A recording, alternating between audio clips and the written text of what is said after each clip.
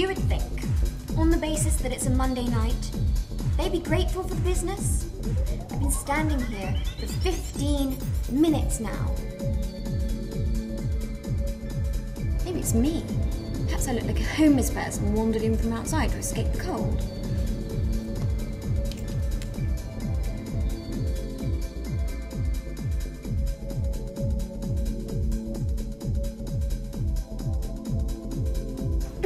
Finally. Short staff today? No English. Typical. Me gusta un cosmopolitan, por favor? Bueno. Guess what? We're in London. Not Madrid or Barcelona, not Chile or Argentina, or even one of the other 19 countries which speak Spanish. I know we're supposed to be the most cosmopolitan city of the world, but when you can't even find people who speak your own language in your own country, well, it's madness. Not only that, my 19-year-old brother can't get a job in a bar. Why? Not because he's simple, uneducated, short of an arm, or even unattractive. No, because they're all taken by immigrants. Aussies, Kiwis, South Africans, Ruskies, Swedes. As beautiful as they are. Besides which, neither he nor any of the other students or graduates in London can afford to work for minimum wage. The cost of living here is just too high. It's no wonder people live on the dole their whole lives, get their rent paid and 50 quid pocket money. What's the point in getting out of bed for minimum wage? It's not much of an incentive, is it?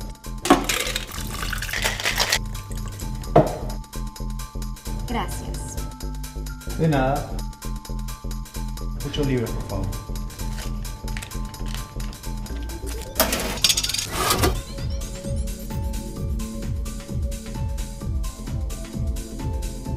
Nearly 2 hours wages for one drink. It's a rat race and a losing battle. I don't even like London anymore. Well, at times, it has its good points, but I've had my phone stolen 3 times in the past year, pickpockets, and my bag snatched once. Several people I know have been held at knife point. And I'll tell you something for nothing. It's never been English people carrying out these muggings. Now please don't get me wrong, this isn't a race issue, I'm just giving you the facts. It's a poverty issue. We're officially below the poverty line. People are desperate and angry. You just need to look at the commuters going into London on the tube in the morning to see that. Ready to punch each other's lights out all the time. If you took all the tourists out of London, it would be a beautiful place to live. Ask any Londoner. Old or young, rich or poor, black or white. London used to be a magical place to live. My dreams came true. The trouble is, every man and his brother, great aunt and second cousin twice removed turned up on its doorstep, holding out their hands and relying on the good nature of the monarchy and the history of colonisation. The government, in their infinite wisdom, welcomed them with open arms. You know what the biggest irony is? We can't even get residency in countries like Australia or New Zealand. We can't even move to a better or less crowded life.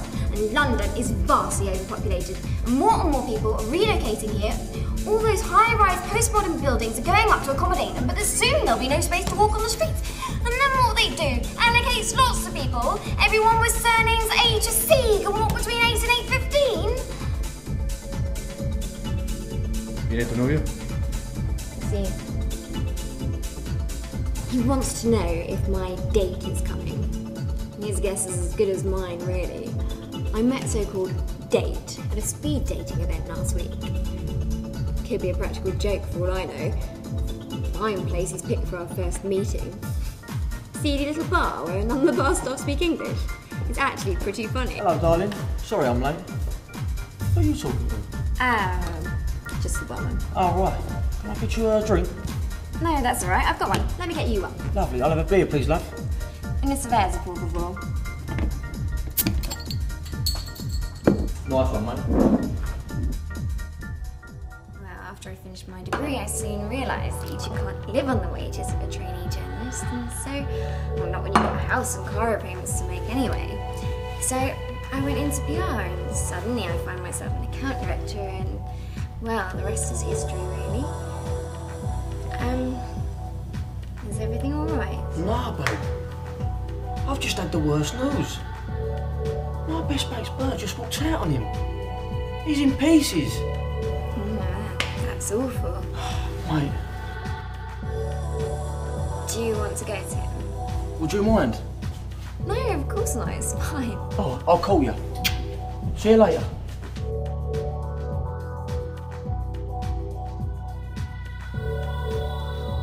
You won't call. That's dating lingo for I'm never going to see you again if I can help it. Cheeky bastard didn't even buy a drink. And the best mate story? It's all fabrication. Either he sent himself a text when he went to the toilet, or he got a mate to send him a text at an agreed time. You know, as a get-out clause. The truth is one of these things. 1. Either he has a girlfriend and he was tempted to cheat, but he got an attack of conscience. Might have even been her texting. 2. He was intimidated by me. You'd be surprised about how some men feel about successful women. 3. To use a quote from Sex and the City, he's just not that into me. Anyway, I doubt I'll ever see him again. Now my friend Helen, completely different end of the spectrum to me. She's warm, she's approachable, very pretty girl, but not in a man-eater kind of way. Like I said, she's approachable. She's also your stereotypical Essex girl, or North East London girl as she likes to clarify. Anyway, she's also the best mate a girl or guy can have. Yet for some reason, she has the absolute worst luck with men. She goes on a date, he doesn't call. She goes out with a guy for a couple of weeks, then he doesn't call. Poor girl, I'm so frustrated on her behalf. And what I'd really like to do is follow her around with a camera while she goes through the dating process. See if we can figure out where she's going wrong. ¿Se fue tu novio? Sí, él tuvo una emergencia. ¿Quieres tomar algo conmigo? Bueno, ¿y qué hora termina tu trabajo? 5 minutos.